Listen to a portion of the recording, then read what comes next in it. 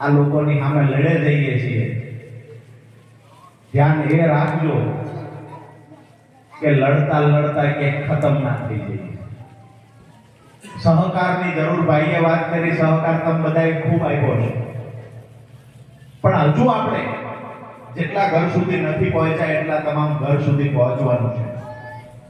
જ્યારે મીટિંગની વાત થાય, બે પાંચ કાર્યકર્તાની મીટિંગ, આજે દરેક ગામમાંથી 2-5 લોકોને બોલાવ્યા.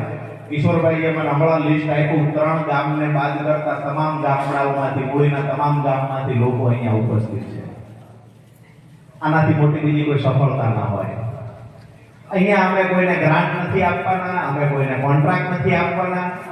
તેમ છતાં દરેક વખતે મીટિંગોમાં જ્યારે ખેડૂતો મજદૂરો મોટી સંખ્યામાં ઉપસ્થિત રહે છે, જ્યારે કાર્યકર્તાની મીટિંગ હોય ત્યારે કાર્યકર્તાઓ જોરશોરથી ઉપસ્થિત રહે છે, મતલબ સાફ છે કે મારી ટીમ પર ક્યારે શંકા કરવા જેવું નથી. આવનારી ચૂંટણીમાં મારી ટીમ એની તાકાત બતાવવા આગળ વધી રહી છે.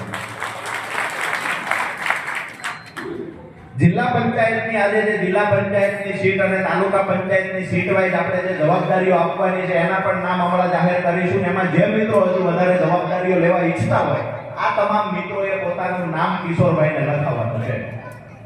બરાબર છે? હવે આપણે જે મહત્વની વાત છે એના પર આગળ વધીએ કે સંગઠન વગર આજે આપણી પાસે ખૂબ સારા એવા કાર્યકર્તાઓ છે. આજે આપણી પાસે દરેક ગામમાં આગેવાનો છે. આજે ચોટીલા વિધાનસભાનું કોઈ ગામ એવું બાકી નથી કે આપણી પાસે આપણો આગેવાન ના હોય.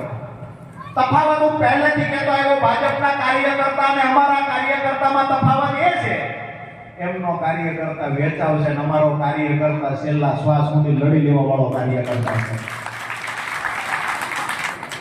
બીજી વાત, નીકળી પડ્યા છીએ.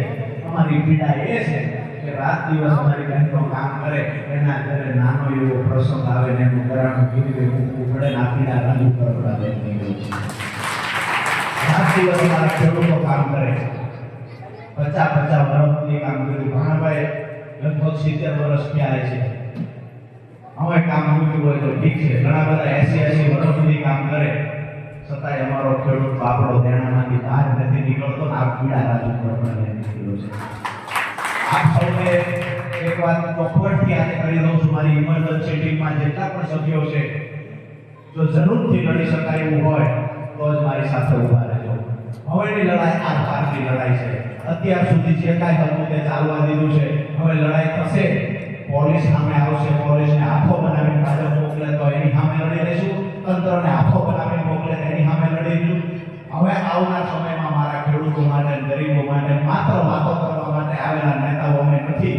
આવનાર સમયમાં મજબૂતાઈથી રોડથી લઈ અને ગાંધીનગર સુધીની લડાઈ લડવાની તૈયારી સાથે આયોજન બનાવી રહ્યા છીએ. અમે કોઈ એ સપનાથી નીકળ્યા નથી કે ધારાસભ્ય બની જશું. અમે એ સપનાથી નીકળ્યા નથી કે કરોડો રૂપિયા બનાવી લેશું.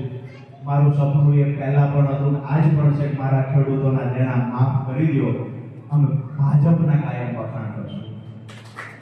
મારા ખેડૂતોને વીજળી મફતમાં આપો. પીજીવીસીએલના લોકો આવીને ખેડૂતોને ખોટી રીતે હેરાન કરે છે. આ પીડા અમે લઈ નીકળ્યા છીએ અને આ પીડા મારા કાર્યકર્તાની પીડા છે.